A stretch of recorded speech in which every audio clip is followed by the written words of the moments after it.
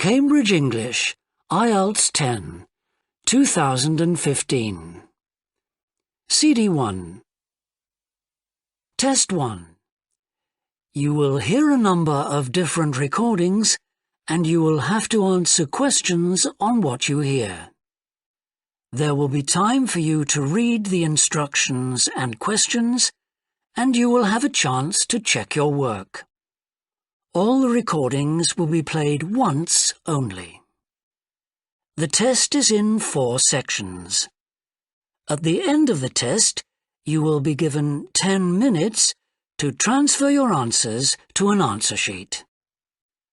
Now turn to Section 1. Section 1. You will hear a telephone conversation between a travel agent and a customer. First, you have some time to look at questions 1 to 6.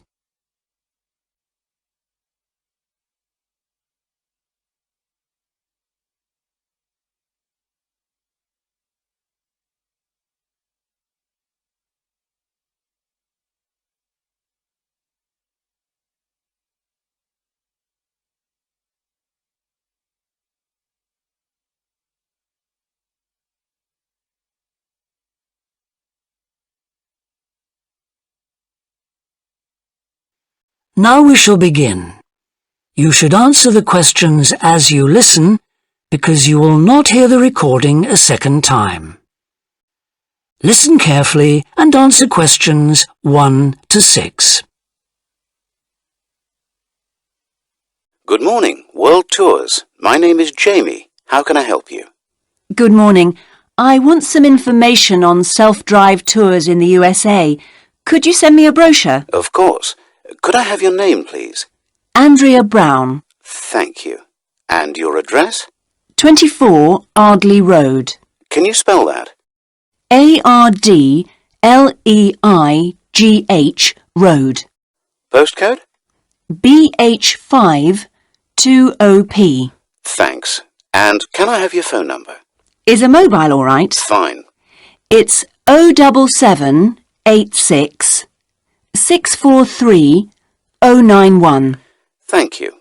And can I ask you where you heard about World Tours? From a friend, or did you see an advert somewhere? No, I read about you in the newspaper.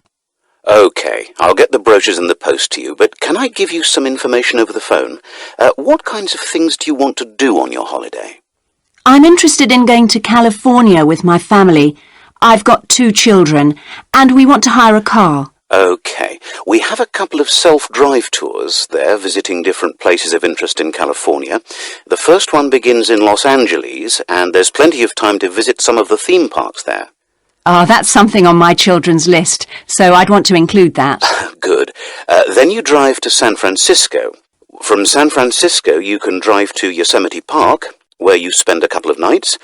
You can choose to stay in a lodge or on the campsite. I don't like the idea of staying in a tent. It'd be too hot. Right. And the tour ends in Las Vegas. OK.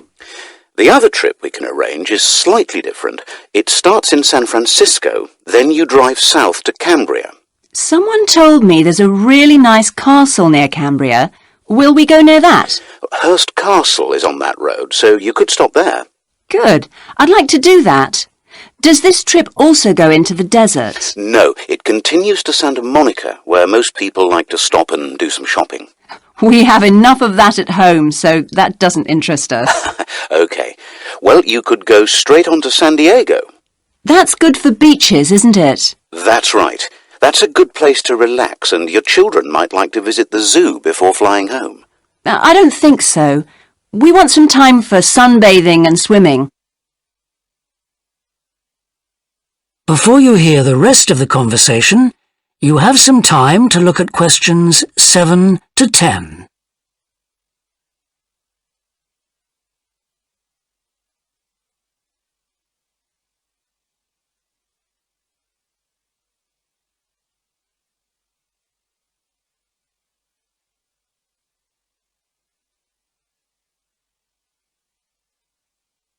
Now listen and answer questions 7 to 10. So, how many days are the trips and how much do they cost? The first one I told you about is a self-drive tour through California, which lasts 12 days and covers 2,020 kilometers. The shortest journey is 206 kilometers and the longest is 632 kilometers. The cost is £525 per person. That includes accommodation, car rental and a flight, but no meals. OK, and the other trip? That lasts 9 days, but you spend only 3 days on the road. You cover about 980 kilometres altogether. So is that cheaper then? Yes, it's almost £100 cheaper. It's £429 per person, which is a good deal. So that covers accommodation and car hire. What about flights? They aren't included, but these hotels offer dinner in the price. OK, well thank you very much. I'll be in touch when I've had a chance to look at the brochure. I'm pleased to help. Goodbye. Goodbye. That is the end of section 1. You now have half a minute to check your answers.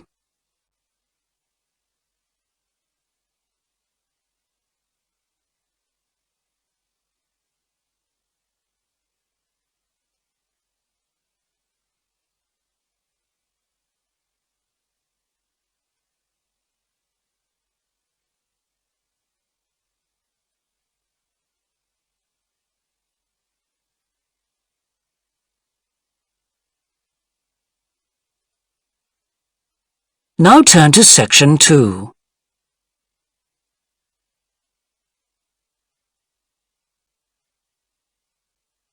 Section 2. You will hear a fitness manager of a leisure club talking to some new members. First, you have some time to look at questions 11 and 12.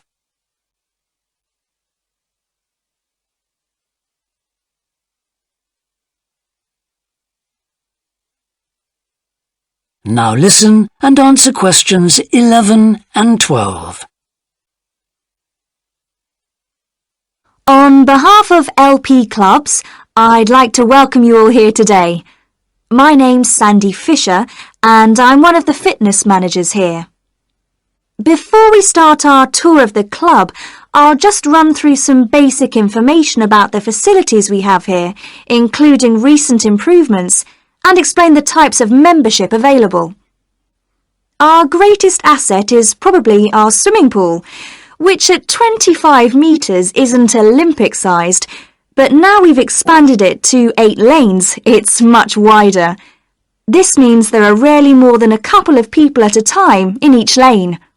Unfortunately, there isn't space for an outdoor pool here, but the glass roof on the swimming pool is partly retractable, which means you can enjoy something of the open-air experience on warmer days. Our recently refurbished fitness suite has all the latest exercise equipment, including 10 new running machines and a wide range of weight training machines. Each member is given full training in how to operate the equipment, and there is always a trainer on duty to offer help and advice. Although we do have adult-only times after 6 and at certain times at weekends, children are well catered for. Older children continue to benefit from a wide range of tuition, anything from trampolining to yoga. Before you hear the rest of the talk, you have some time to look at questions 13 to 20.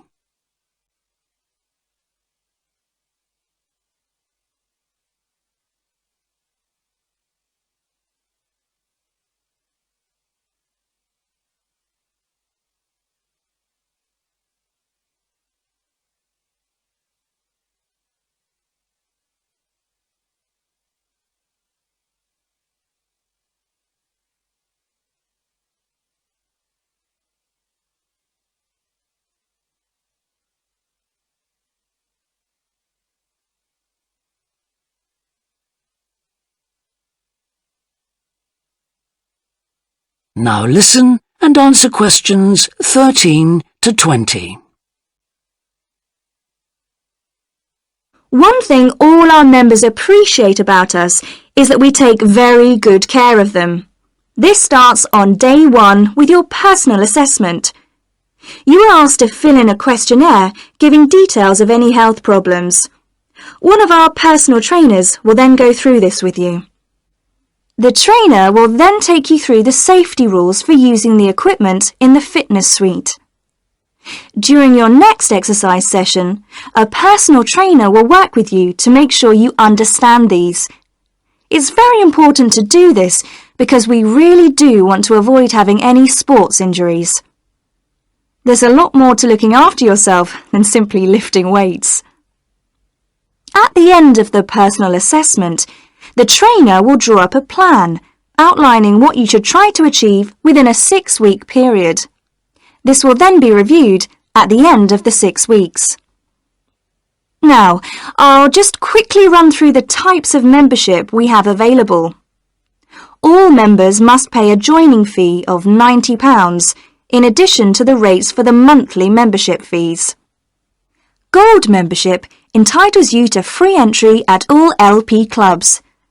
There are now LP clubs in all major cities and towns, so if you travel a lot, this will be a great advantage. Individual gold membership costs £50 a month, and joint membership for you and your partner will cost £75. Premium membership is for professional people whose work commitments make it difficult for them to use the club during the day, and so LP gives booking preferences to Premier members at peak times. This means you'll find it easier to book the sessions at times that suit you. Reciprocal arrangements with other LP clubs are available to Premier members. Premier membership is for individuals only, but you'll be sent passes for guests every month. The monthly fee is £65. You don't have to have any special clothes or equipment when you visit the club. We provide robes and hairdryers in the changing rooms, but it's very important to remember your photo card because you won't be able to get in without it. For people who aren't working during the day,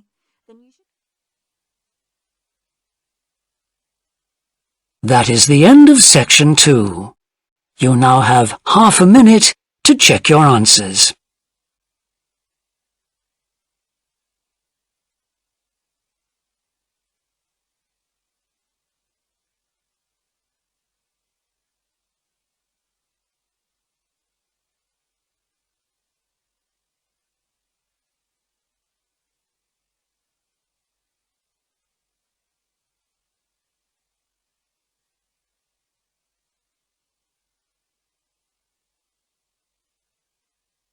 Now turn to section 3.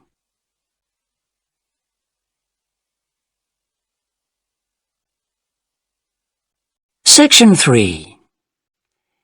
You will hear a student called John talking to a professor about a design competition he is entering. First, you have some time to look at questions 21 to 25.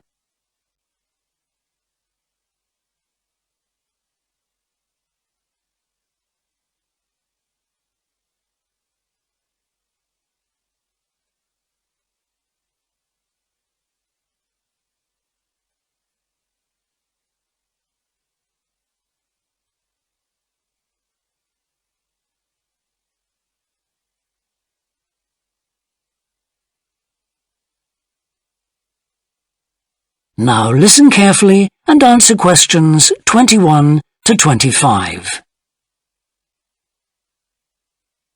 Hello, Professor. I'm John Wishart.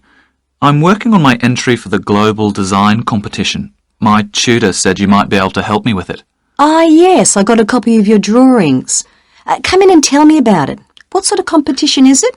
Well, it's an international design competition, and we have to come up with a new design for a typical domestic kitchen appliance. I see. And are there any special conditions? Does it have to save energy, for example? Actually, that was the focus in last year's competition. This year's different. We have to adopt an innovative approach to existing technology, using it in a way that hasn't been thought of before. I see. That sounds tricky. And what kitchen appliance have you chosen? Well, I decided to choose the dishwasher. Interesting. What made you choose that? Well, they're an everyday kitchen appliance in most Australian houses, but they're all pretty boring and almost identical to each other. I think some people will be prepared to pay a little extra for something that looks different. It's a nice idea. I see you've called your design the rock pool. Why is that? Basically because it looks like the rock pools you find on a beach. The top is made of glass so that you can look down into it. And there's a stone at the bottom. Is that just for decoration? Actually, it does have a function. Instead of pushing a button, you turn the stone. So it's really just a novel way of starting the dishwasher. That's right. It's a really nice design, but what makes it innovative? Well, I decided to make a dishwasher that uses carbon dioxide. In place of water and detergent? How will you manage that? The idea is to pressurize the carbon dioxide so that it becomes a liquid. The fluid is then released into the dishwasher where it cleans the dishes all by itself. Sounds like a brilliant idea. Your system will totally do away with the need for strong detergents. So what happens once the dishes are clean? Well, to allow them to dry, the liquid carbon dioxide and the waste materials all go to an area called the holding chamber. That's where the liquid is depressurized and so it reverts to a gas. Then the oil and grease are separated out and sent to the waste system. It sounds like you've thought it all out very thoroughly. So what happens to the carbon dioxide once the process is complete? Not wasted, I hope. Actually, that's where the real savings are made. The carbon dioxide is sent back to the cylinder and can be used again and again. What a terrific idea. Do you think it will ever be built? Probably not, but that's okay. Well, I'm sure a lot of positive things will come out of your design. Before you hear the rest of the discussion, you have some time to look at questions 26 to 30.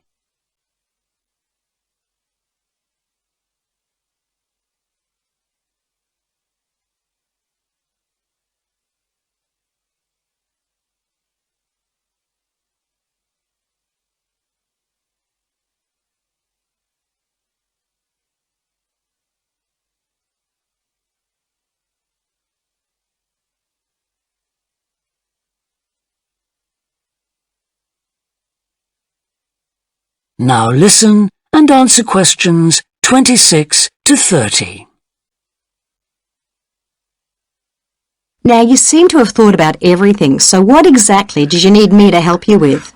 Well, my design has made it to the final stage of the competition, and in a few months' time I have to give a presentation, and that's the part I was hoping you could help me with. Right, well that should be easy enough. What have you managed to do so far? Well, I've got detailed drawings to show how it will work, and I've also written a 500-word paper on it. I see. Well, if you want to stand a good chance of winning, you really need a model of the machine. Yes, I thought I might, but I'm having a few problems. What's the main difficulty so far? Let me guess. Is it the materials? Yes.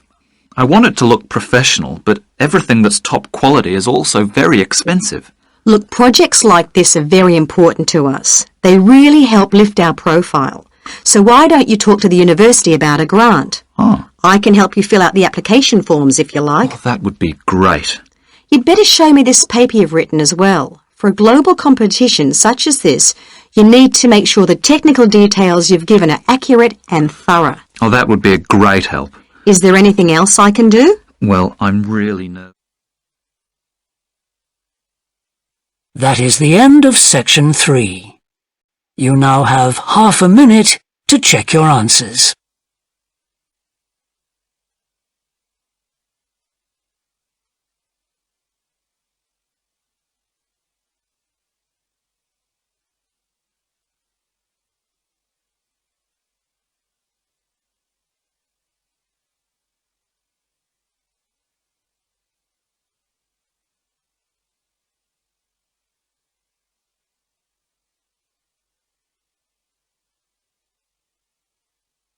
Now turn to section 4.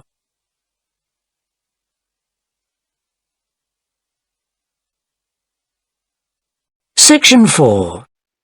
You will hear a university lecture about an endangered bear in British Columbia, Canada, known as the spirit bear.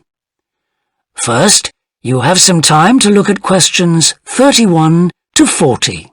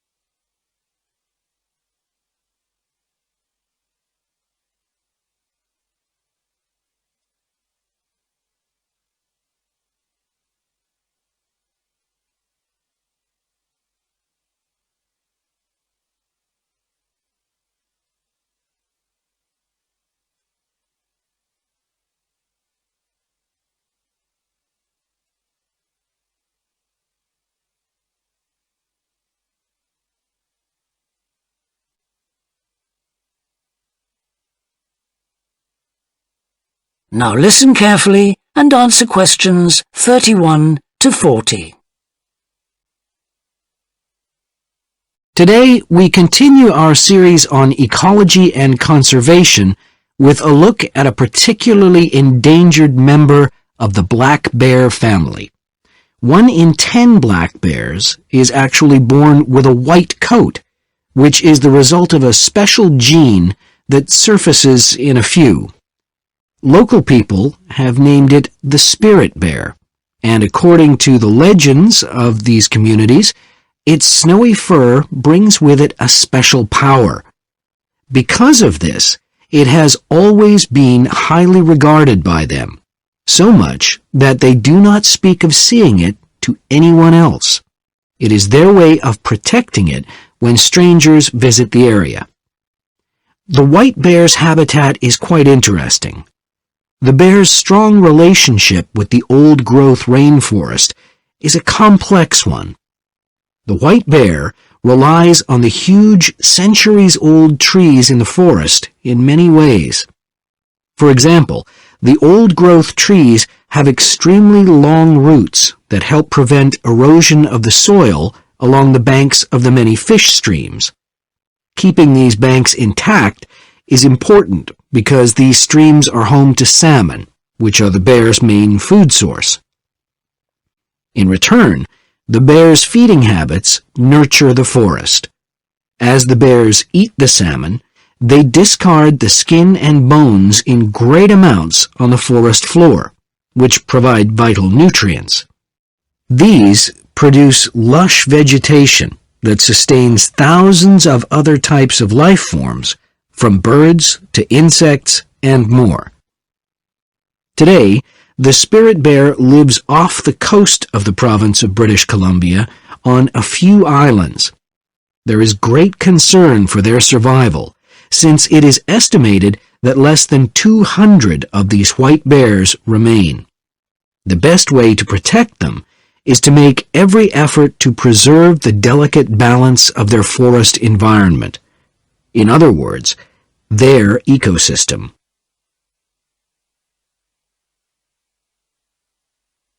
The greatest threat to the bear's existence is the loss of its habitat.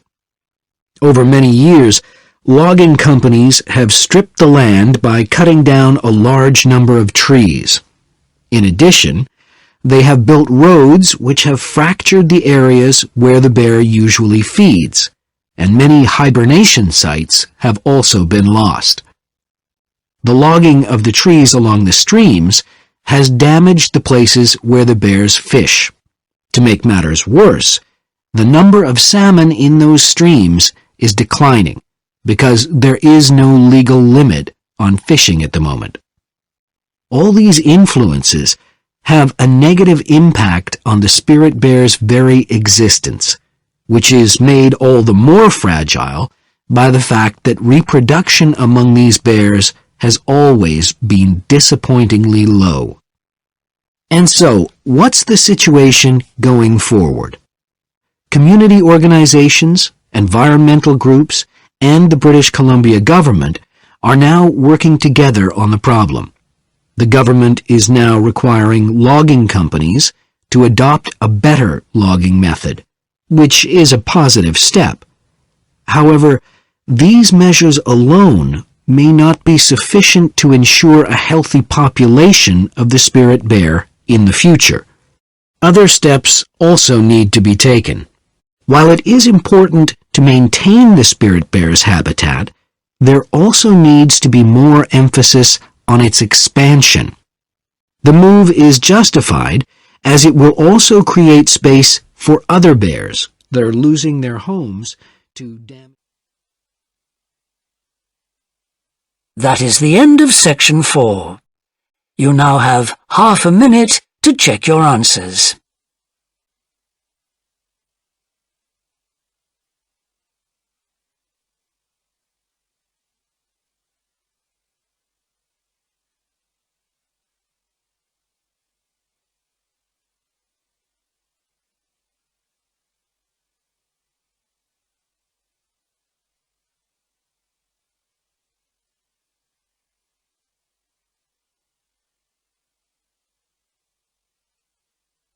That is the end of the listening test. In the IELTS test, you would now have 10 minutes to transfer your answers to the answer sheet.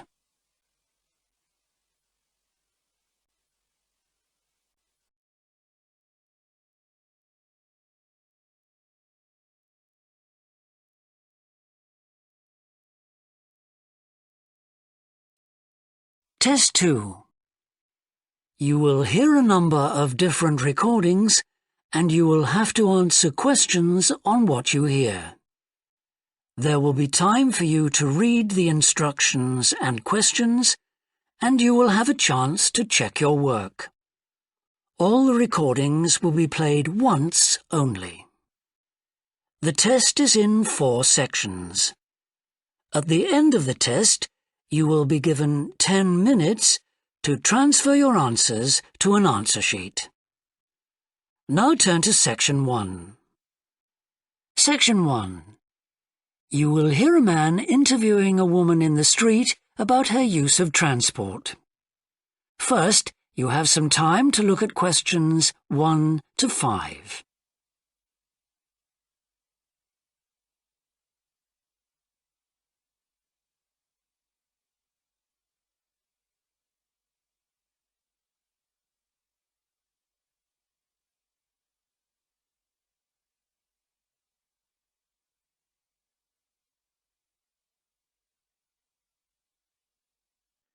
Listen carefully and answer questions 1 to 5.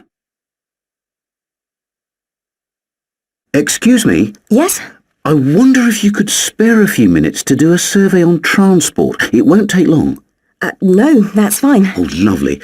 The survey is on behalf of the local council. They'd like to know about what transport you use and any suggestions for improvement.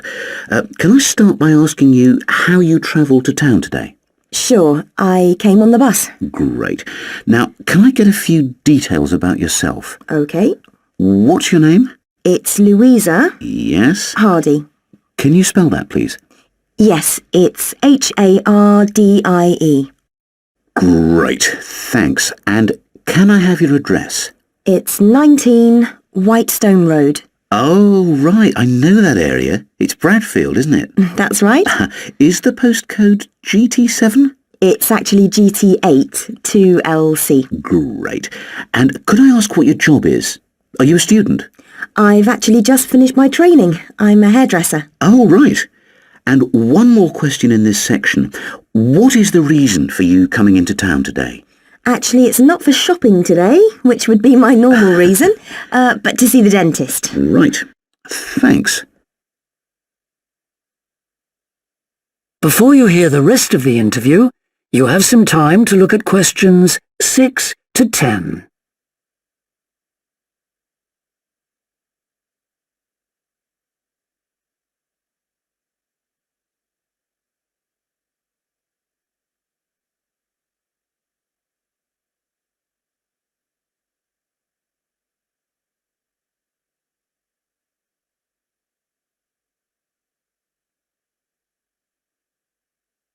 Now listen and answer questions 6 to 10. Now, in this last section, I'd like you to give us some ideas about the facilities and arrangements in the city for getting to and from work. Any suggestions you have for improvements? Well, something I've thought about for some time is that when I do walk and I'm doing a later shift, I think the lighting should be better. Yes, good point. And of course, I think it's a real shame they've been cutting down on the number of footpaths. They should have more of those. Then people would walk more. Yes, right. And I don't think there are enough trains. That's why I don't use them. You have to wait so long. Thanks. And finally, I'd like to ask your opinion on cycling. As you may know, there's a drive in the city to get more people to cycle to work. Right. But we realise that there are things which the council, but also employers might do to help encourage workers to cycle to work. Yeah. Well, I have thought about it, and where I work there are no safe places to leave your bikes. OK. And also, I'd have to cycle uphill, and on a hot day I'd arrive at work pretty sweaty, so I think I'd need a shower somewhere at work. Right. And I suppose the last thing is that I wouldn't be all that confident about cycling on such busy roads. I think I'd like to see you offering training for that. You know, I'd feel a lot better about starting if that was the case. Well, that's very helpful. Thank you very much for your time. No problem. Bye. That is the end of section 1. You now have half a minute to check your answers.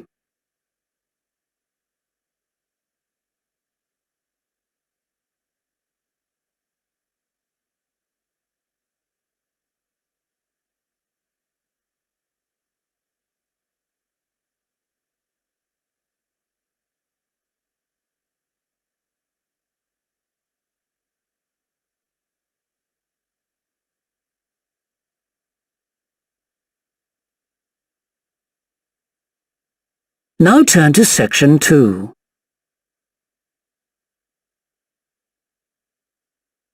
Section 2. You will hear a representative of a city council giving information about 2 new facilities which are opening soon in the city. First, you have some time to look at questions 11 to 14.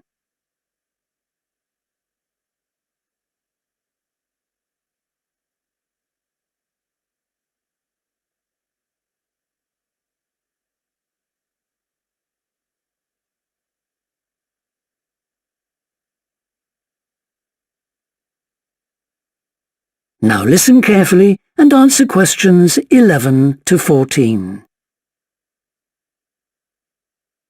Good morning. I'm very pleased to have this opportunity to say a little about 2 exciting new developments in the city: the Brackenside open-air swimming pool and the Children's Adventure Playground in Central Park. As many of you may know, the idea for these initiatives came from you, the public, in the extensive consultation exercise which the City Council conducted last year, and they have been realised using money from the SWRDC, the South West Regional Development Commission. First of all, Brackenside Pool. As many of the older members of the audience will remember, there used to be a wonderful open-air pool on the seafront 30 years ago, but it had to close when it was judged to be unsafe. For the design of this new heated pool, we were very happy to secure the talents of internationally renowned architect Ellen Wendon, who has managed to combine a charming 1930s design, which fits in so well with many of the other buildings in the area, with up-to-the-minute features such as a recycling system, the only one of its kind in the world, which enables seawater to be used in the pool. Now, there's been quite a bit of discussion in the local press about whether there would be enough room for the number of visitors we're hoping to attract, but the design is deceptive, and there have been rigorous checks about capacity. Also, just in case you were wondering, we're on schedule for June the 15th opening date, and well within budget, a testimony to the excellent work of local contractors Hickman's. We hope that as many people as possible will be there on June the 15th. We have engaged award-winning actress Coral White to declare the pool open, and there'll be drinks and snacks available at the poolside. There'll also be a competition for the public to decide on the sculpture we plan to have at the entrance. You will decide which famous historical figure from the city we should have. Before you hear the rest of the talk, you have some time to look at questions 15 to 20.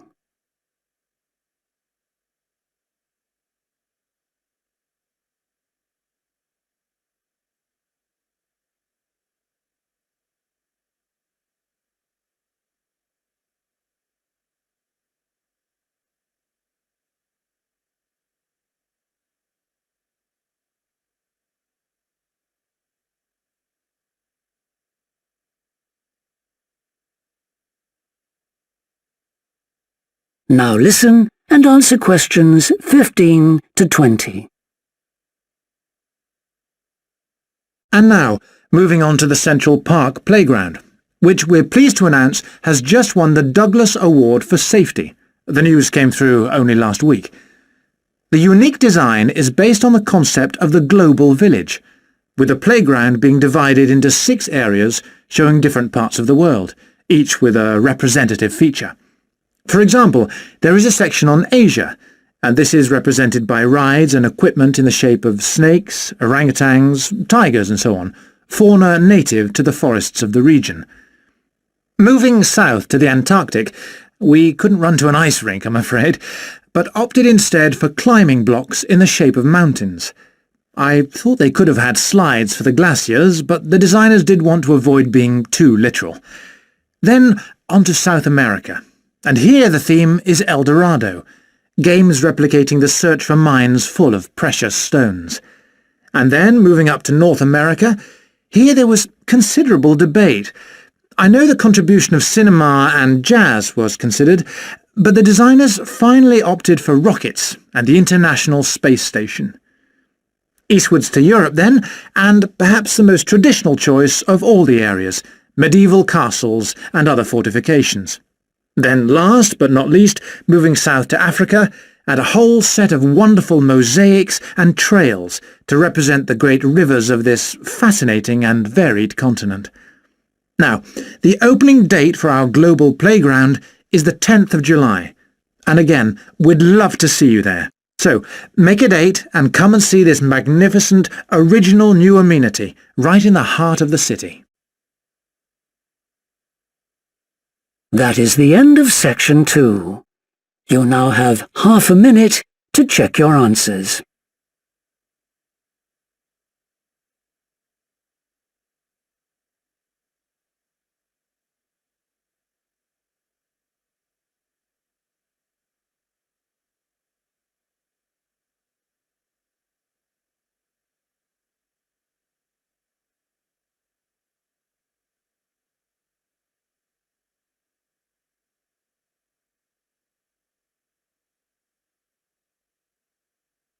Now turn to section 3.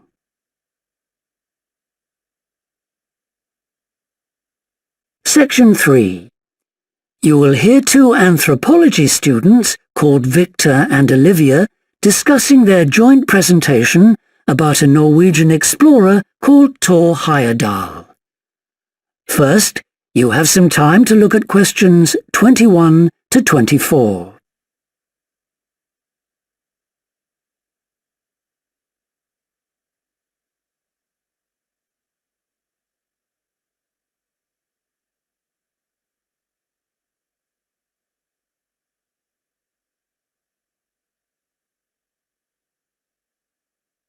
Now listen carefully and answer questions 21 to 24. Right, well, for our presentation, shall I start with the early life of Thor Heyerdahl? Sure. Why don't you begin with describing the type of boy he was, especially his passion for collecting things? That's right. He had his own little museum. And I think it's unusual for children to develop their own values and not join in their parents' hobbies. I'm thinking of how Heyerdahl wouldn't go hunting with his dad, for example. Yeah, he preferred to learn about nature by listening to his mother read to him. And quite early on, he knew he wanted to become an explorer when he grew up. That came from his camping trips he went on in Norway, I think. No, it was climbing that he spent his time on as a young man. Oh, right. After university, he married a classmate and together they decided to experience living on a small island to find out how harsh weather conditions shaped people's lifestyles. As part of their preparation, before they left home, they learnt basic survival skills, like building a shelter. I guess they needed that knowledge in order to live wild in a remote location with few inhabitants, cut off by the sea, which is what they were aiming to do. An important part of your talk should be the radical theory Heyerdahl formed from examining mysterious ancient carvings that he happened to find on the island. I think you should finish with that. Okay. Before you hear the rest of the discussion, you have some time to look at questions 25 to 30.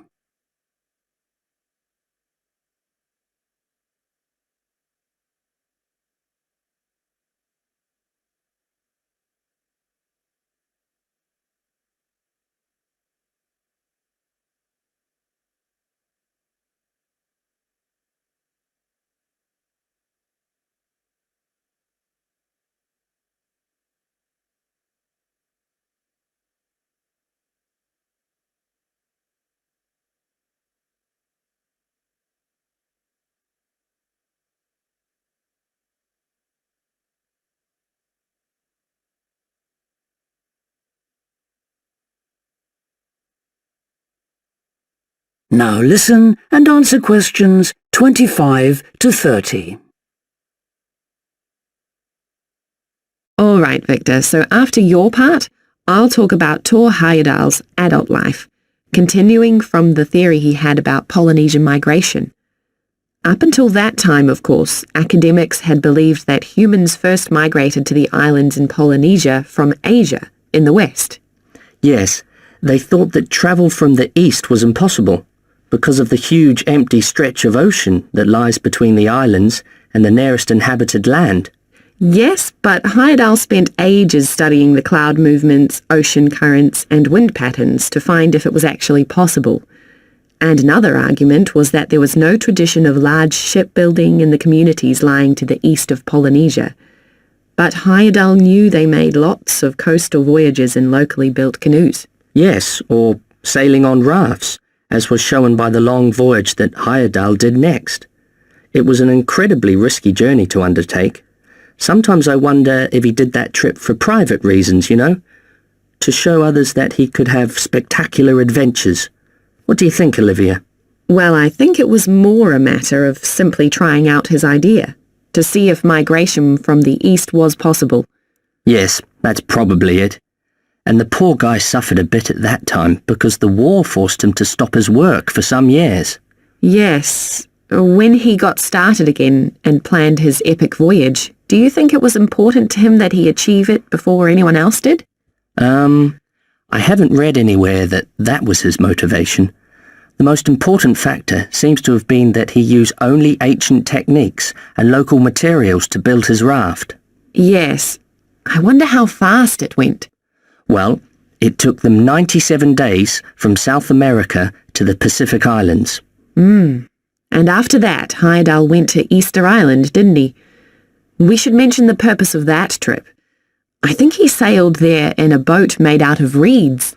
No, that was later on in Egypt, Olivia. Oh, yes, that's right. But what he wanted to do was talk to the local people about their old stone carvings and then make one himself to learn more about the process. I see.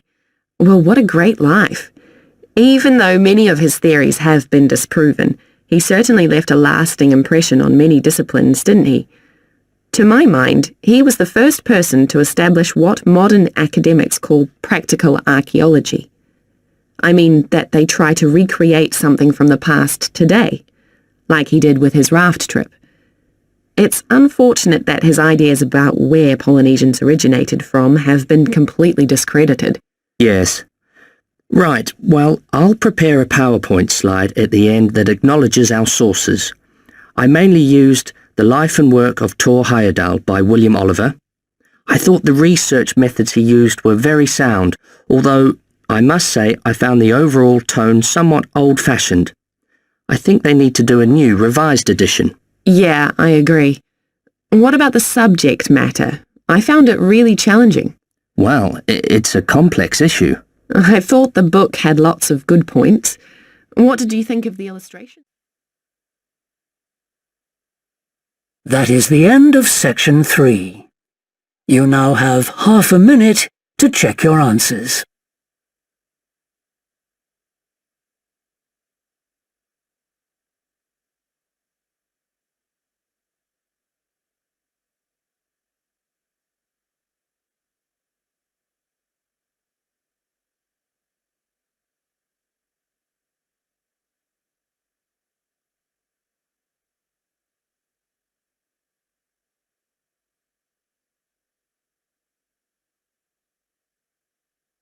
Now turn to section 4.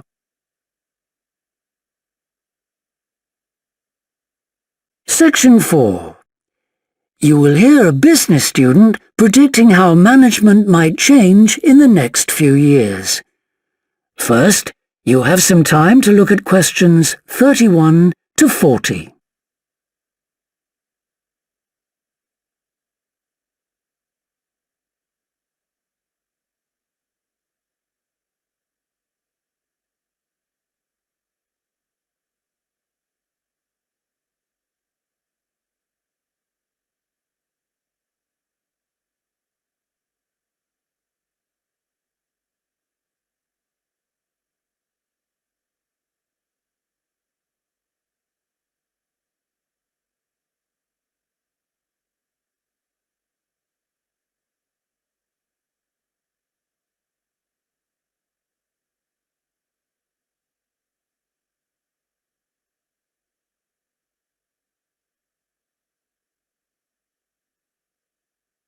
Now listen carefully and answer questions 31 to 40. Well, I've been talking to managers in a number of businesses and reading surveys about the future of management. And what I'm going to present in this seminar is a few ideas about how the activity is likely to change in the next 10 years. It isn't a scientific statistical analysis, just some ideas for us to discuss. One area I want to mention is business markets, and I'm sure a really significant development will be a major increase in competition, with companies from all around the world trying to sell similar products. Consumers will have much more choice. For instance, food products sold in Australia might be manufactured in the USA, China, Finland, and dozens of other countries.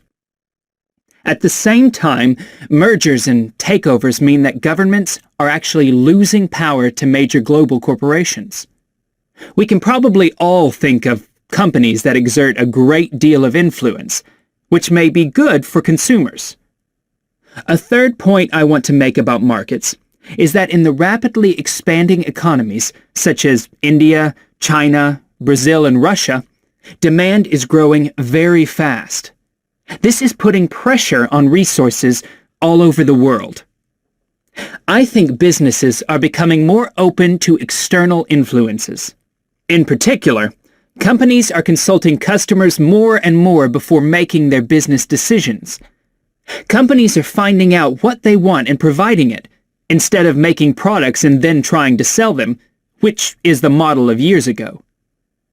Another influence is that concerns about the environment will force manufacturers to extend product life cycles to reduce the amount of pollution and waste. And, in some cases, regulation will need to be strengthened. Many societies are much more fluid and democratic, and the structure of companies is changing to reflect that. I think we're going to see a greater emphasis within companies on teams created with a specific project in mind. And when they're completed, the teams will be disbanded and new ones formed. More and more people see work as simply one part of their lifestyle, and not the most important one. And as the workforce is shrinking in some countries, businesses are having to compete for staff instead of being able to choose among a lot of applicants.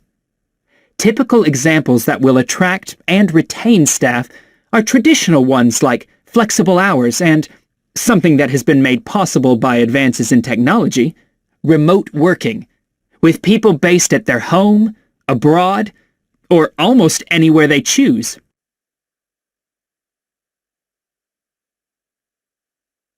Management styles will almost certainly continue to change. Senior managers will require a lot more than the efficiency that they've always needed.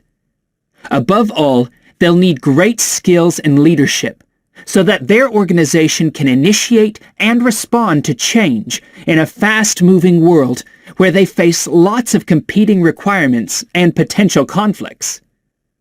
In most of the world, the senior managers of large businesses are mainly men in their 50s and 60s. The predominant style of management will almost certainly become more consultative and collaborative, caused, above all, by more women moving into senior management positions. Many of the changes are influenced by developments in the wider economy. The traditional emphasis of business was manufacturing, and of course the service sector is very important. But we shouldn't overlook the growing financial contribution of IP, that is, intellectual property. Some books and films generate enormous sums from the sale of related DVDs, music, games, clothes, and so on.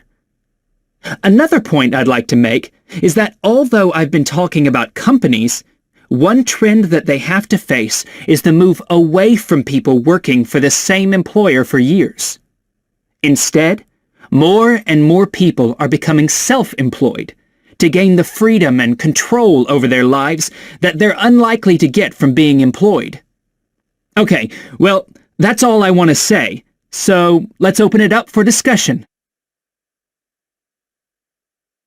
That is the end of section 4. You now have half a minute to check your answers.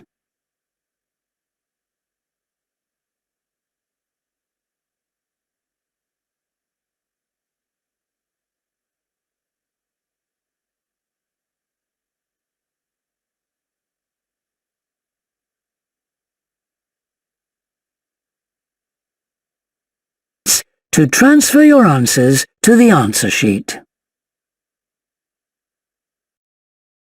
Cambridge English, IELTS 10, Test 3. You will hear a number of different recordings and you will have to answer questions on what you hear. There will be time for you to read the instructions and questions, and you will have a chance to check your work. All the recordings will be played once only. The test is in 4 sections. At the end of the test, you will be given 10 minutes to transfer your answers to an answer sheet. Now turn to Section 1. Section 1. You will hear a conversation between the director of a childcare centre and a parent enrolling her child in the centre. First, you have some time to look at questions 1 to 6.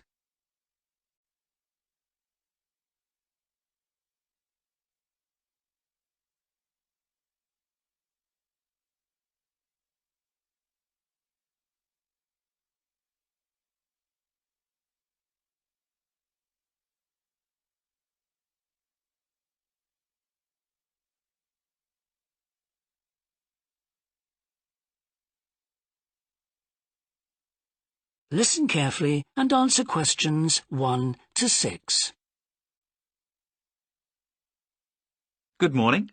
Welcome to the Early Learning Childcare Centre. How may I help you? Hi, I spoke to you last week about enrolling my daughter for next year. Oh, yes. I'll just get some details from you. So, you're her mother? That's right. And can I have your name? It's Carol Smith. And your daughter's name? It's Kate. Now, we have several groups at the centre and we cater for children from 3 to 5 years old. How old is your daughter?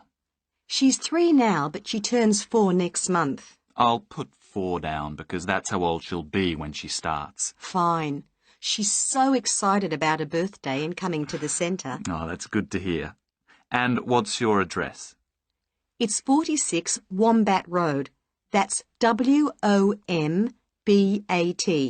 Woodside 4032. And what's the phone number? Oh, It's 33459865. So, have you decided on the days you would like to bring your daughter here? I'd prefer Monday and Wednesday if possible. I'll check. Monday's fine, but I think the centre is already full for Wednesday. Yes. Sorry, it seems to be a very popular day. We can offer you a Thursday or a Friday as well. Oh dear. I suppose Thursday would be all right because she has swimming on Friday. OK, got that. Because a lot of parents work, we do offer flexible start and finish times. We're open from 7:30 in the morning until 6 o'clock at night.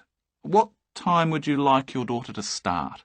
I need to get to work in the city by 9, so I'll drop her off at 8:30. You're pretty close to the city here, so that should give me plenty of time to get there. That's fine. Now, we also need to decide which group she'll be in. We have 2 different groups and they're divided up according to age. There's the green group, which is for 3 to 4-year-olds, and then there's the red group, which is for 4 to 5-year-olds. She's quite mature for her age and she can already write her name and read a little. Well, I'll put her in the red group and we can always change her to the green one if there are any problems. That sounds fine. OK, let's move on to meals. We can provide breakfast, lunch and dinner. As she's finishing pretty early, she won't need dinner. Will you give her breakfast before she comes? Yes, she'll only need lunch. Before you hear the rest of the conversation, you have some time to look at questions 7 to 10.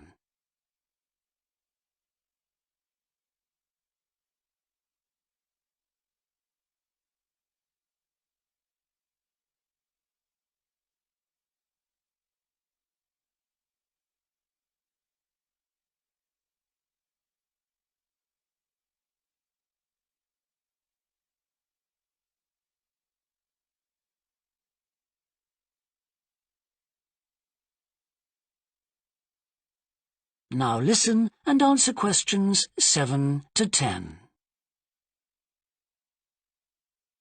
Now, does she have any medical conditions we need to know about? Does she have asthma or any hearing problems, for example?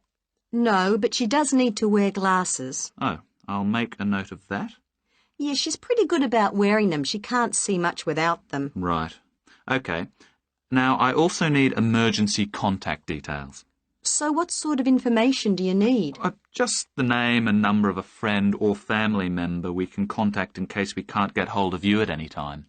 OK. That'd better be my sister, Jenny Ball. That's B-A-L-L. Her phone number is 33467523. Great. So she is the child's aunt? Yes, that's right. I'll make a note of that as well. Now, is there anything you'd like to ask? What about payment? How much are the fees each term? Well, for 2 days and the hours you've chosen, that will be $450 altogether. OK, and do I have to pay that now? No, we send out invoices once the children start at the centre. You can choose to pay at the end of each term, or we do offer a slightly discounted rate if you pay every month. Oh, I'll do that then. I find it easier to budget that way and I'm not used to the term dates just yet. Good. It makes it a lot simpler for us as well. Well, that's everything. Would you like me to show you around the centre? We can go. That is the end of section 1. You now have half a minute to check your answers.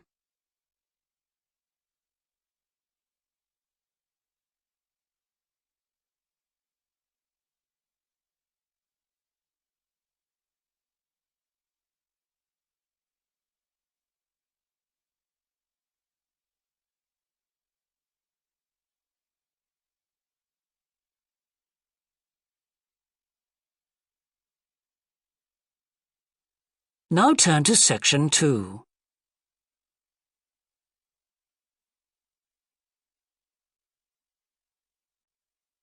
Section 2. You will hear a woman called Alice Bussell talking on the radio about the Dolphin Conservation Trust, an organisation which tries to protect dolphins. First, You have some time to look at questions 11 to 15.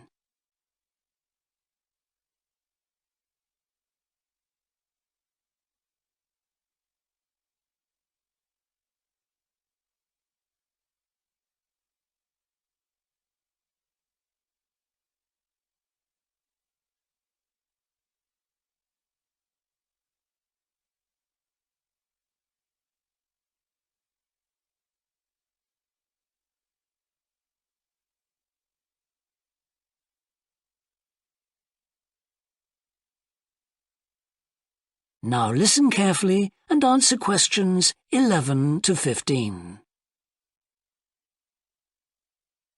Today we're pleased to have on the show Alice Bussell from the Dolphin Conservation Trust. Tell us about the trust, Alice. Well, obviously its purpose is to protect dolphins in seas all around the world. It tries to raise people's awareness of the problems these marine creatures are suffering because of pollution and other threats. It started 10 years ago and it's one of the fastest growing animal charities in the country, although it's still fairly small compared with the big players in animal protection. We're particularly proud of the work we do in education. Last year we visited a huge number of schools in different parts of the country, going round to talk to children and young people aged from 5 to 18. In fact, about 35% of our members are children. Oh. The charity uses its money to support campaigns, for example, for changes in fishing policy and so forth. It hopes soon to be able to employ its first full-time biologist with dolphin expertise to monitor populations. Of course, many people give their services on a voluntary basis, and we now have volunteers working in observation, office work and other things. I should also tell you about the award we won from the Charity Commission last year for our work in education. Although it's not meant an enormous amount of money for us, it has made our activities even more widely publicised and understood. In the long term, it may not bring in extra members, but we're hoping it'll have this effect. Is it possible to see dolphins in UK waters? Yes, in several locations. And we have a big project in the east part of Scotland. This has long been a haven for dolphins because it has very little shipping. However, that may be about to change soon because oil companies want to increase exploration there. We're campaigning against this because although there'll be little pollution from oil, exploration creates a lot of underwater noise. It means the dolphins can't rest and socialise. This is how I became interested in dolphin conservation in the first place. I had never seen one, and I hadn't been particularly interested in them at school. Then I came across this story about a family of dolphins who had to leave their home in the Moray Firth because of the oil companies, and about a child who campaigned to save them. I couldn't put the book down. I was hooked. Before you hear the rest of the talk, you have some time to look at questions 16 to 20.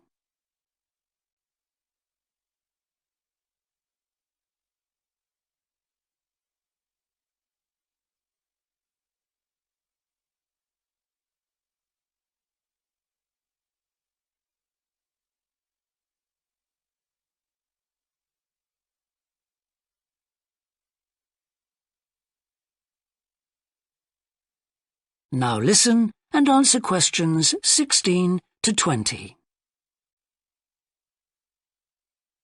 I'm sure our listeners will want to find out what they can do to help. You mentioned the Adopt a Dolphin scheme. Can you tell us about that? Of course. People can choose one of our dolphins to sponsor. They receive a picture of it and news updates. I'd like to tell you about 4 which are currently being adopted by our members. Moondancer, Echo, Kiwi and Samson. Unfortunately, Echo is being rather elusive this year and hasn't yet been sighted by our observers, but we remain optimistic that he'll be out there soon. All the others have been out in force.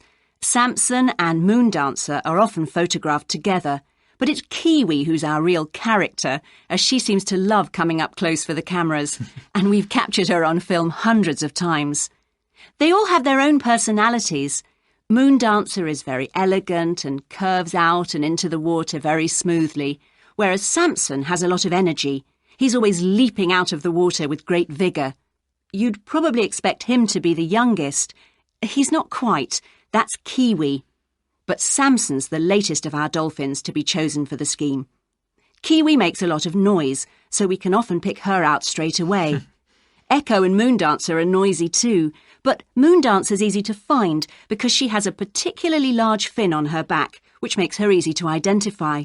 So, yes, they're all very different. Well, they sound a fascinating group. And how would you go about... That is the end of section 2. You now have half a minute to check your answers.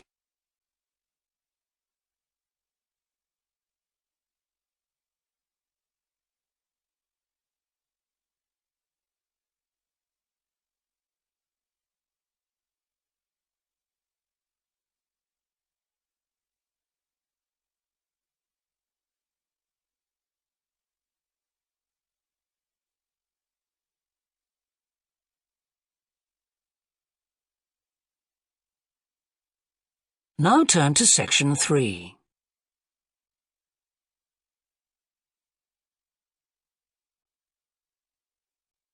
Section 3. You will hear a student called Rob, who is in the first year of a theatre studies course, talking to another student called Mia, who's in the fourth year of the same course. First, you have some time to look at questions 21 to 25.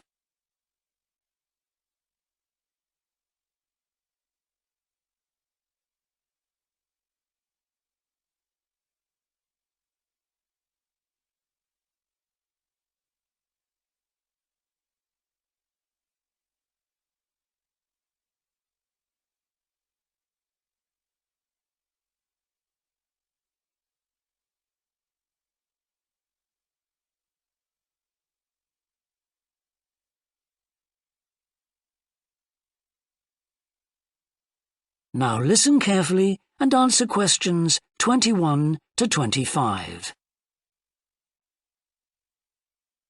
Hi, Rob. How's the course going? Oh, hi, Mia. Yeah, great. I can't believe the first term's nearly over. I saw your group's performance last night at the student theatre. It was good. Really? Yeah, but now we have to write a report on the whole thing, an in-depth analysis. I don't know where to start. Like, I have to write about the role I played, the doctor, how I developed the character. Well, what was your starting point? My grandfather was a doctor before he retired, and I just based it on him. OK, but how? Did you talk to him about it? He must have all sorts of stories, but he never says much about his work, even now. He has a sort of authority, though. So, how did you manage to capture that? I'd visualise what he must have been like in the past when he was sitting in his consulting room listening to his patients. OK, so that's what you explain in your report. Right. Then there's the issue of atmosphere. So in the first scene we needed to know how boring life was in the doctor's village in the 1950s. So when the curtain went up on the first scene in the waiting room, there was that long silence before anyone spoke. And then people kept saying the same thing over and over, like, cold, isn't it? Yes, and everyone wore grey and brown and just sat in a row. Yes, all those details of the production. And I have to analyse how I functioned in the group, what I found out about myself. I know I was so frustrated at times when we couldn't agree. Yes. So did one person emerge as the leader? Sophia did. That was okay. She helped us work out exactly what to do for the production, and that made me feel better, I suppose. When you understood what needed doing? Yes. And Sophia did some research too. That was useful in developing our approach. Like what? Well, she found these articles from the 1950s about how relationships between children and their parents, or between the public and people like bank managers or the police, were shifting. Interesting. And did you have any practical problems to overcome? Well, In the final rehearsal, everything was going fine until the last scene. That's where the doctor's first patient appears on stage on his own. The one in the wheelchair? Yes, and he had this really long speech with the stage all dark except for one spotlight. And then that stuck somehow, so it was shining on the wrong side of the stage. But anyway, we got that fixed, thank goodness. Yes, it was fine on the night. Before you hear the rest of the discussion, you have some time to look at questions 26 to 30.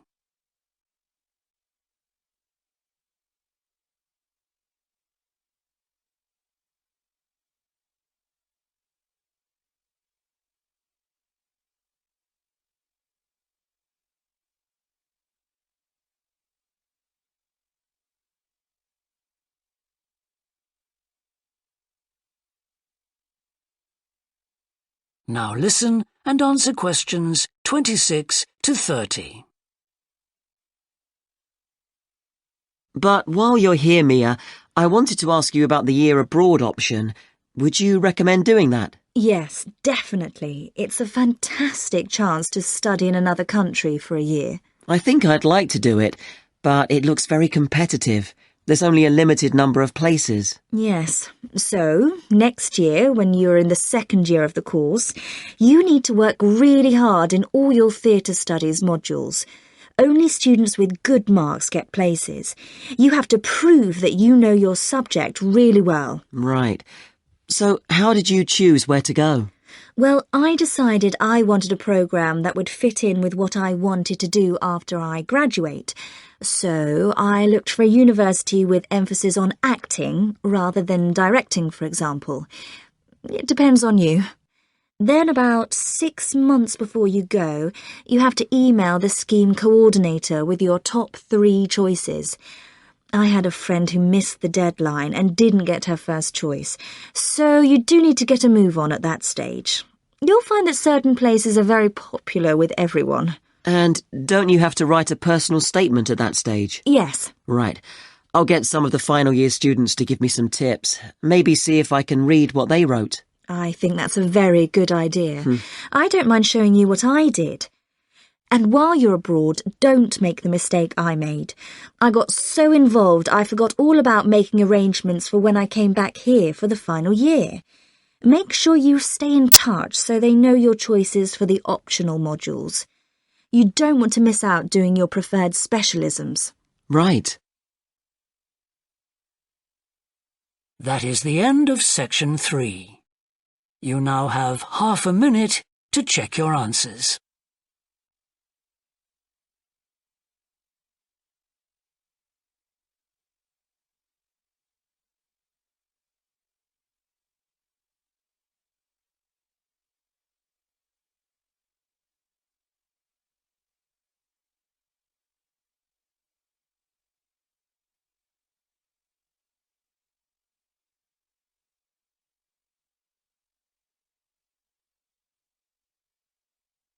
Now turn to section 4.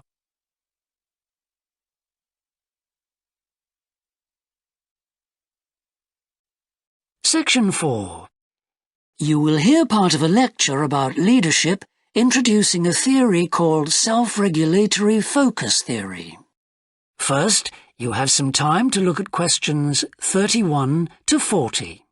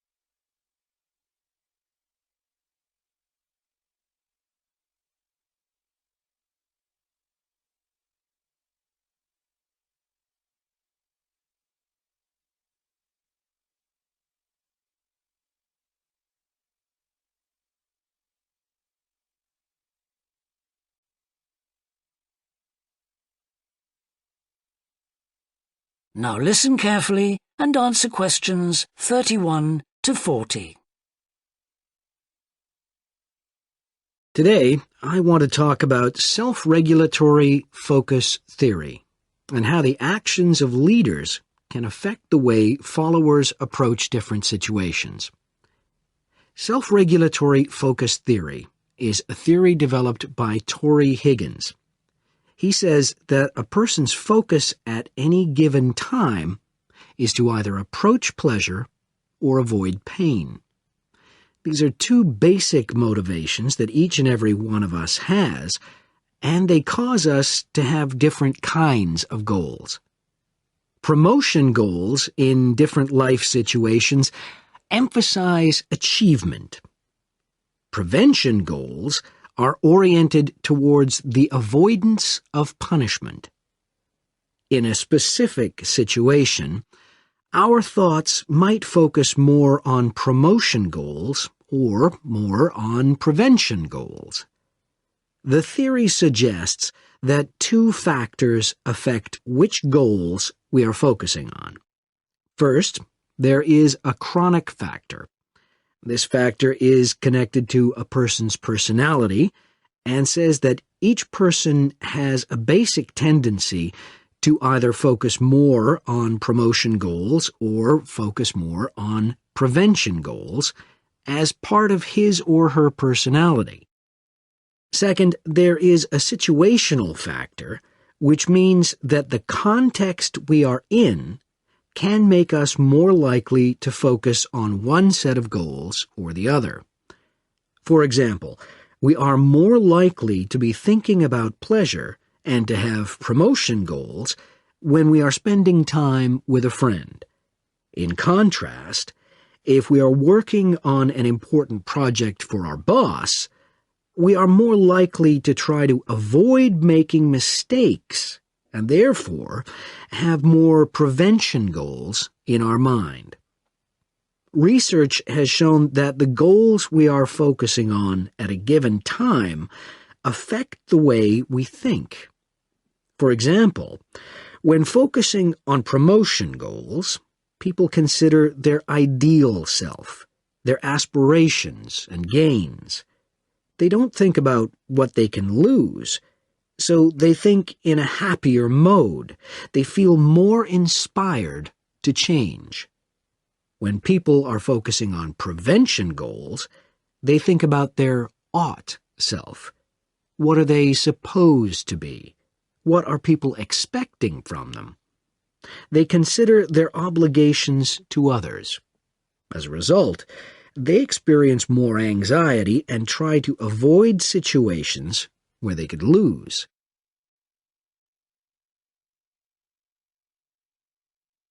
Now that I have talked about the two focuses and how they affect people, I want to look at the idea that the way leaders behave, or their style of leading, can affect the focus that followers adopt in a specific situation. In talking about leadership, we often mention transformational leaders and transactional leaders. Transformational leaders, when interacting with their followers, focus on their development. In their words and actions, transformational leaders highlight change. Their speech is passionate and conveys a definitive vision. All of these things can encourage followers to think about what could be. In other words, they inspire a promotion focus in their followers. In contrast, transactional leaders focus on developing clear structures that tell their followers exactly what is expected of them. While they do explain the rewards people will get for following orders, they emphasize more how a follower will be punished, or that a follower won't get rewarded if his or her behavior doesn't change. In short, they emphasize the consequences of making a mistake. This emphasis will clearly lead followers to focus on avoiding punishment and problems. This is clearly a prevention focus. In conclusion, it is important to understand that one focus is not necessarily better than the other one. For a designer who works in a field where a lot of innovation is needed, a promotion focus is probably better. In contrast, a prevention focus, which causes people to work more cautiously and produce higher quality work, might be very appropriate for a job like a surgeon, for example. The main point of the research, though, is that the actions of leaders can greatly influence whether people approach a situation with more of a promotion focus or more of a prevention focus. That is the end of section 4. You now have half a minute to check your answers.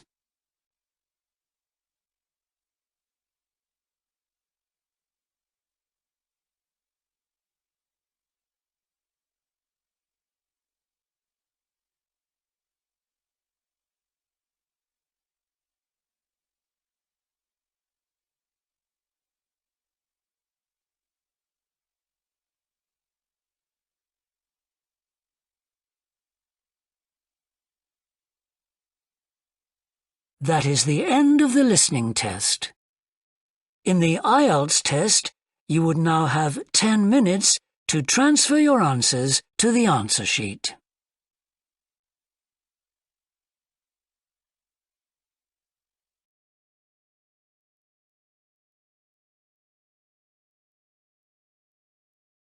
Test 4. You will hear a number of different recordings and you will have to answer questions on what you hear.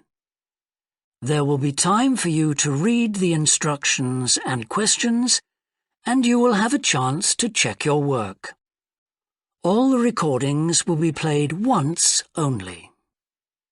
The test is in 4 sections. At the end of the test, you will be given 10 minutes to transfer your answers to an answer sheet. Now turn to Section 1. Section 1. You will hear a customer phoning a builder to discuss some work she would like him to do on her home. First, you have some time to look at questions 1 to 6.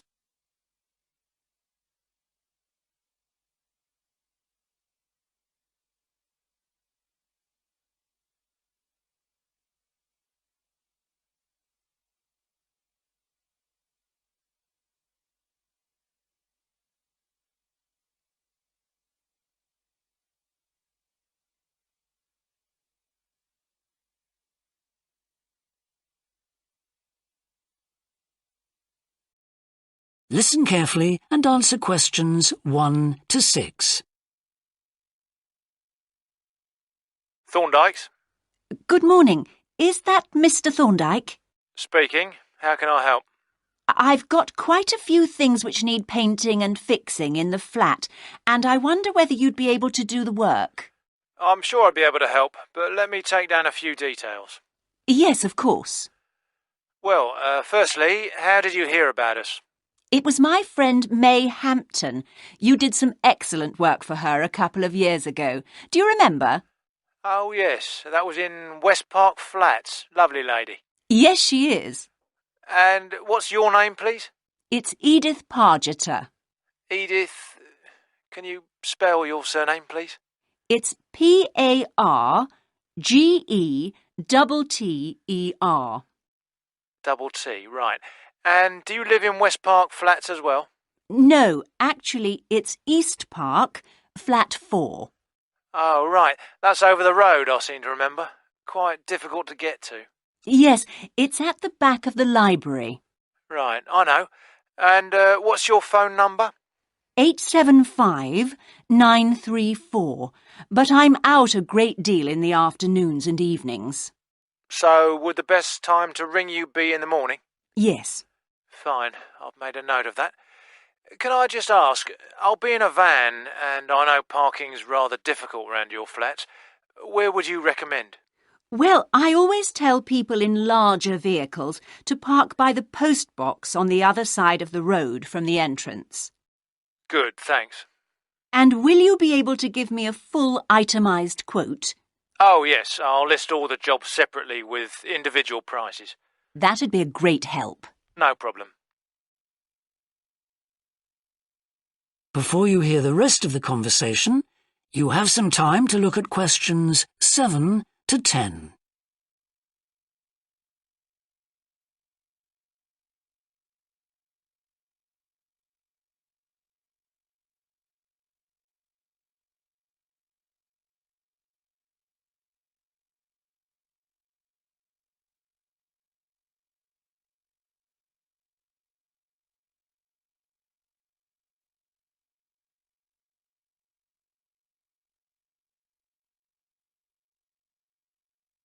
Now listen and answer questions 7 to 10.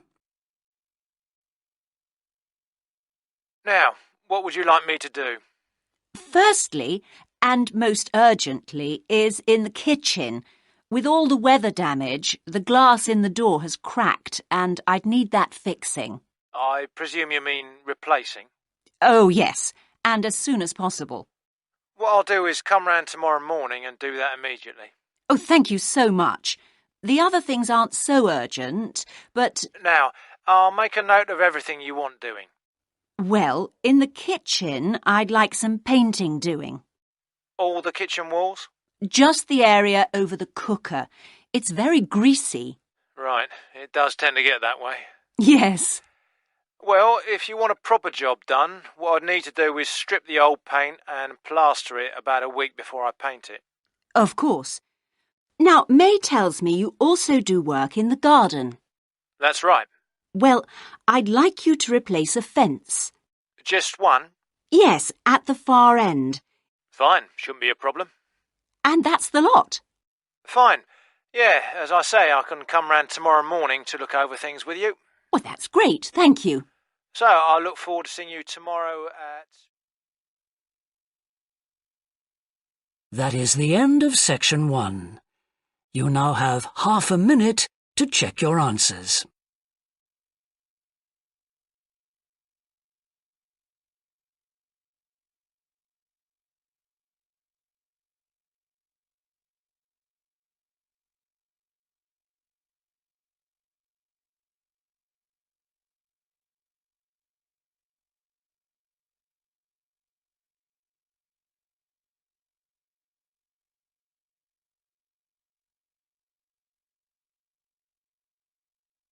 Now turn to section 2.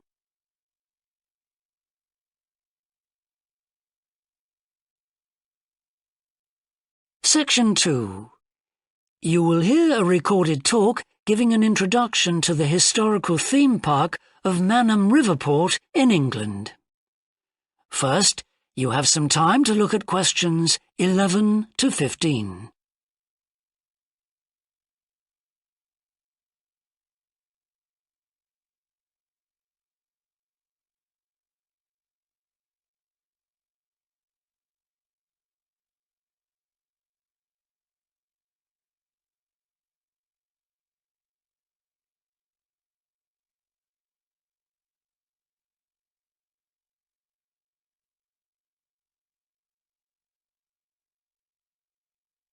Now listen carefully and answer questions 11 to 15. Welcome to Manham Port, where 1,000 years of history are brought to life. All the family can enjoy a day out at Manham, visit our copper mine, see models of the machinery it used, have your photo taken in 19th century costume, experience at first hand how people lived at different stages throughout history, and especially how children studied, worked and played. The port of Manham is located in beautiful and peaceful countryside, on a bend in the great River Avon, and developed here because it's the highest navigable point of the Avon. Boats can go no higher up this river, and proved a handy place to load and unload cargo to and from the sea, which is over 23 miles away. A small port was already established here when, about 900 years ago, tin was discovered nearby, though it wasn't until the Industrial Revolution, when a tremendous need for metals of all kinds developed, that Mannum expanded to become one of the busiest ports in the country. And because it was already so busy, prospectors began to look for other minerals, and by the end of the 19th century, lead, copper, manganese and arsenic were added to the cargoes leaving Mannum. In the early days, the ores had been smelted or processed in the same area they were mined. But as demand grew, the smelting process required huge factory furnaces or fires to melt the metal from the rock, and there was not enough coal in the local area, so the rocks containing minerals had to be shipped long distances. Sadly, in the 20th century, the great port of Mannum declined, and thousands of workers were forced to emigrate out of the area. The building at the port fell into disrepair, and the place became almost forgotten. But then the Mannum Trust was formed to conserve the historical resources of the area. It organised scores of local volunteers to remove undergrowth to find the original outlines of the installations. It then brought in paid professionals to match installations with maps of the original port complex and to set about reconstructing it. Today, you can see the results of this ambitious programme of restoration. The intention, and we believe this will be realised before the end of the year, is to return Mannum Port to the condition it reached at its peak as the greatest copper port in the country. Before you hear the rest of the talk, you have some time to look at questions 16 to 20.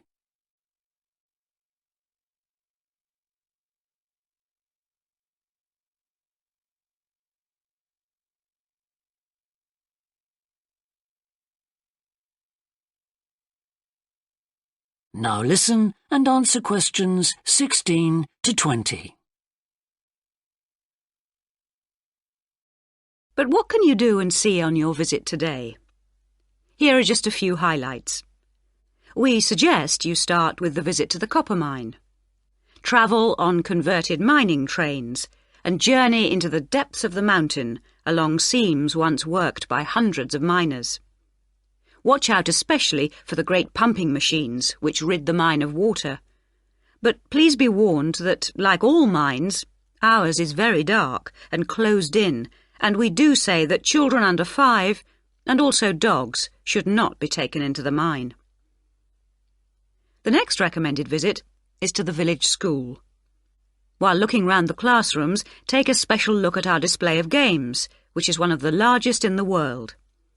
And it's recommended that you time your visit to coincide with a guided tour. This will give you the opportunity to ask lots of questions. Near the school is the beautiful old sailing ketch called the George. You're welcome to board the boat and look round the cabins. Look out for the ship's wheel, which was missing until only 5 years ago, when it was dredged out of the silt by a local fisherman. We have no idea how it got there, but it's been polished and proudly restored to its original place on the boat. Please take care going down the ladders if you wish to visit the lower deck. We don't recommend you allow young children to use them. So we hope you have a memorable visit to Mannum Port, and will tell your friends all about us. That is the end of section 2. You now have half a minute to check your answers.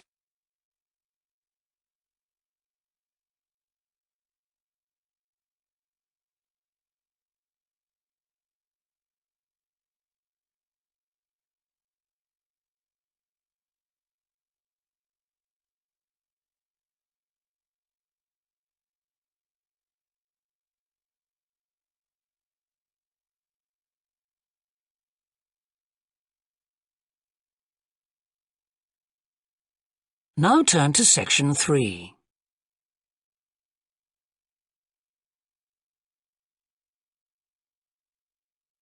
Section 3. You will hear two psychology students called Tim and Laura talking about Laura's work placement. First, you have some time to look at questions 21 to 24.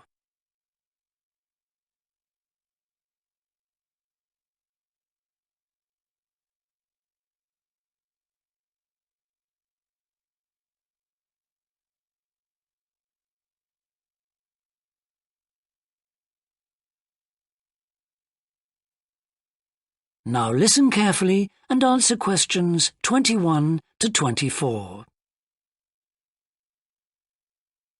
Hi, Laura. Could you spare a few minutes to talk about the work placement you did last summer? I'm thinking of doing one myself. Hi, Tim. Sure. Didn't you do yours at an environmental services company? That's right. It's only a very small company, and they needed someone to produce a company brochure. And I wanted to get some business experience because I'm interested in a career in occupational psychology in a business environment. It was good because I had overall responsibility for the project. What kind of skills do you think you developed on the placement? I mean, apart from the ones you already had. Did you have to do all the artwork for the brochure, the layout and everything? We hired the services of a professional photographer for that. I did have to use my IT skills to a certain extent because I cut and pasted text from marketing leaflets. But that didn't involve anything I hadn't done before. Do you think you got any better at managing your time and prioritizing things? You always used to say you had trouble with that. Oh, definitely. There was so much pressure to meet the project deadline. And I also got better at explaining things and asserting my opinions, because I had to have weekly consultations with the marketing manager and give him a progress report. It sounds as if you got a lot out of it then. Absolutely. It was really worthwhile. But, the company benefited too. Yes, they must have done. After all, if they'd used a professional advertising agency to produce their brochure instead of doing it in-house, presumably they'd have paid a lot more. Oh, yes. I worked it out. It would have been 250% more, and I thought the end result was good, even though we did everything on site. The company has quite a powerful computer, and I managed to borrow some scanning software from the university. The new brochure looks really professional. It enhances the image of the company straight away. So, in the long run, it should help them to attract clients and improve their sales figures? That's the idea, yeah. Before you hear the rest of the discussion, you have some time to look at questions 25 to 30.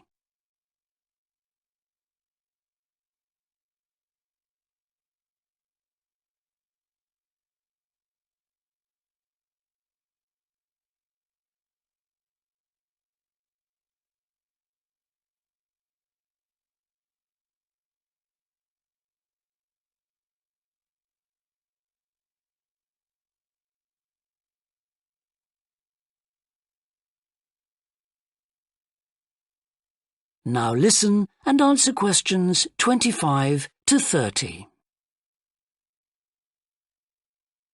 Well, all in all, it sounds very positive. I think I'll go ahead and apply for a placement myself. How do I go about it? It's easy enough to do, because there's a government agency called STEP, S-T-E-P, that organizes placements for students. You should start by getting their booklet with all the details. I expect you can download one from their website. Actually, they've got copies in the psychology department. I've seen them there. I'll just go to the office and pick one up. Right. And then, if I were you, after I'd looked at it, I'd go over all the options with someone. I suppose I should ask my tutor's advice. He knows more about me than anyone. One of the career officers would be better. They've got more knowledge about the jobs market than your personal tutor would have. Okay. And then, when you know what you want, you can register with STEP. You'll find their address in the booklet. And once you've registered, they assign you to a mentor who looks after your application. And then I suppose you just sit back and wait till you hear something? They told me at the careers office that it's best to be proactive and get updates yourself by checking the website for new placement alerts. Your mentor is supposed to keep you informed, but you can't rely on that. I don't suppose it's a good idea to get in touch with companies directly, is it? Not really. But it is the company who notifies you if they want you to go for an interview. You get a letter of invitation or an email from personnel department. And do I reply directly to them? Yes, you do. STEP only gets involved again once you've been made a job offer. Right. So once you've had an interview, you should let your mentor know what the outcome is? I mean, whether you're offered a job and whether you've decided to accept it? That's right. They'll inform the careers office once a placement has been agreed, so you don't have to do that. Is that all then? More or less. Only once you've accepted an offer, you'll probably have to supply a reference, because the placement will be conditional on that. And that's something you should ask your own tutor to provide. He knows about your academic ability and also about your qualities, like reliability. Well, thanks very much for the information. I'm starting to look forward to... That is the end of section 3. You now have half a minute to check your answers.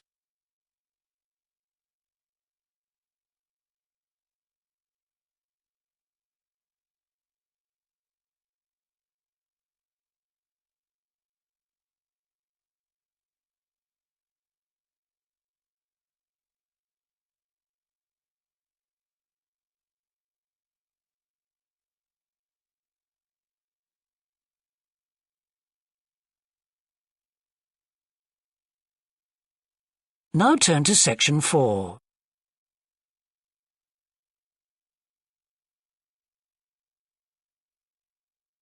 Section 4. You will hear a woman talking to a group of first-year science undergraduates about the developing science of nanotechnology. First, you have some time to look at questions 31 to 40.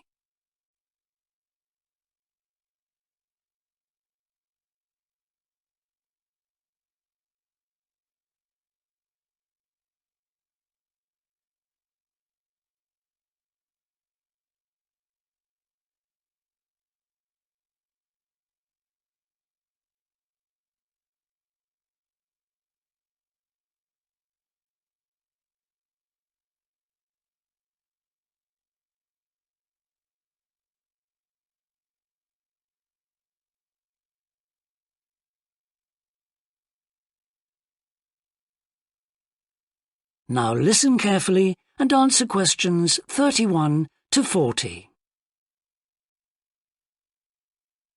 Today we're going to look at an important area of science, namely nanotechnology. So, what is it?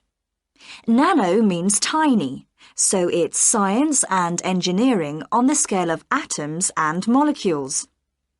The idea is that by controlling and rearranging atoms, you can literally create anything. However, as we'll see, the science of the small has some big implications, affecting us in many ways. There's no doubt that nanotechnology promises so much for civilization. However, all new technologies have their teething problems. And with nanotechnology, society often gets the wrong idea about its capabilities. Numerous science fiction books and movies have raised people's fears about nanotechnology, with scenarios such as inserting little nano-robots into your body that monitor everything you do without you realizing it, or self-replicating nano-robots that eventually take over the world. So, how do we safeguard such a potentially powerful technology? Some scientists recommend that nanoparticles be treated as new chemicals, with separate safety tests and clear labelling. They believe that greater care should also be taken with nanoparticles in laboratories and factories. Others have called for a withdrawal of new nanoproducts, such as cosmetics, and a temporary halt to many kinds of nanotech research. But as far as I'm concerned, there's a need to plough ahead with the discoveries and applications of nanotechnology. I really believe that most scientists would welcome a way to guard against unethical uses of such technology. We can't go around thinking that all innovation is bad, all advancement is bad. As with the debate about any new technology, it is how you use it that's important. So, let's look at some of its possible uses.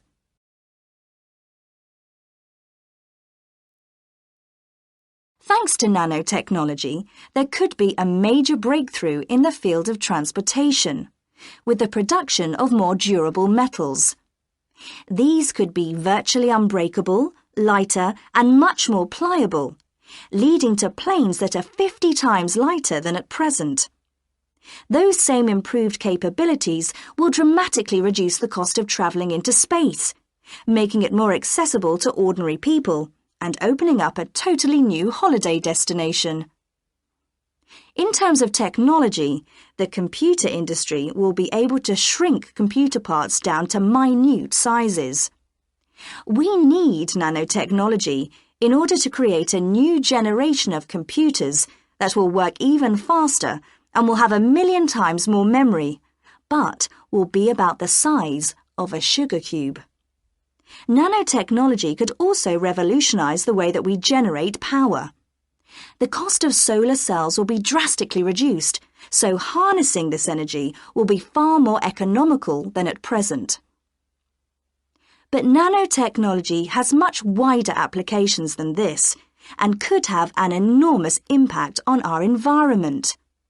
For instance, tiny airborne nanorobots could be programmed to actually rebuild the ozone layer, which could lessen the impact of global warming on our planet. That's a pretty amazing thought, isn't it?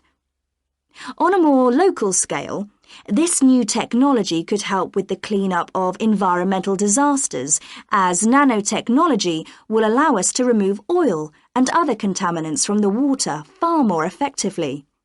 And if nanotechnology progresses as expected, as a sort of building block set of about 90 atoms, then you could build anything you wanted from the bottom up.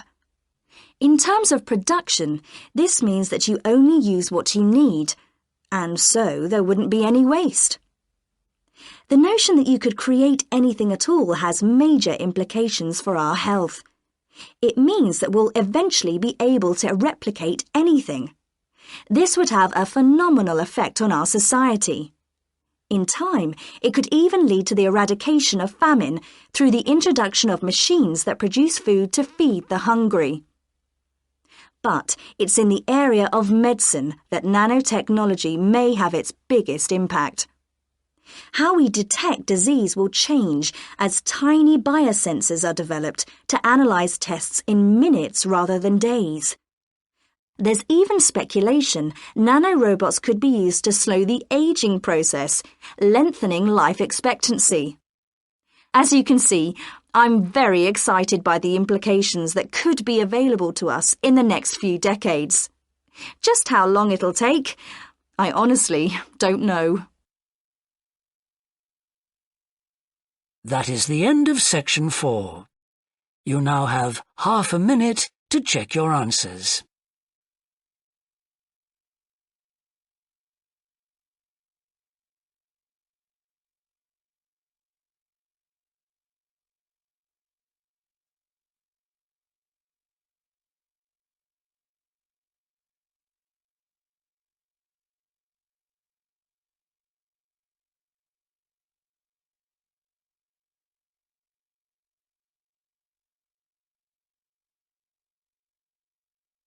That is the end of the listening test.